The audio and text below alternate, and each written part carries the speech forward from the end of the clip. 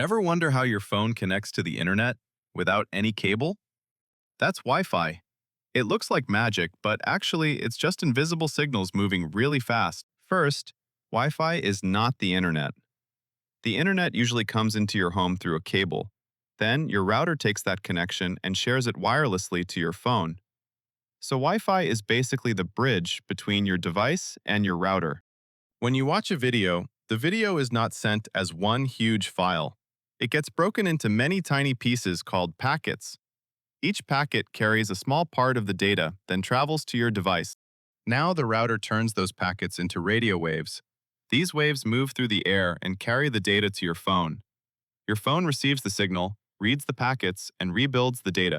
That's why Wi-Fi has different bands, like 2.4 GHz, 5 GHz, and 6 GHz. 2.4 GHz reaches farther, but it is usually slower.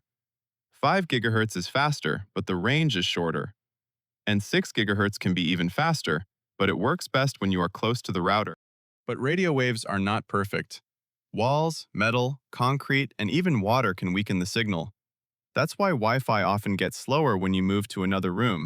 Wi-Fi is not just the router talking to your phone. Your phone also talks back to the router. It sends replies like, "I got this packet," or "Please send that part again." Your Wi-Fi password does more than block strangers from joining. It also helps protect your data using encryption. So even though the signal travels through the air, the data is much harder to read. So here's the simple version. Internet goes to the router. The router breaks data into packets. Those packets travel as radio waves. Your phone receives them and sends replies back. And that's how Wi-Fi actually works. So every time you tap connect, there's actually a lot more happening than meets the eye. And now you know exactly how it works.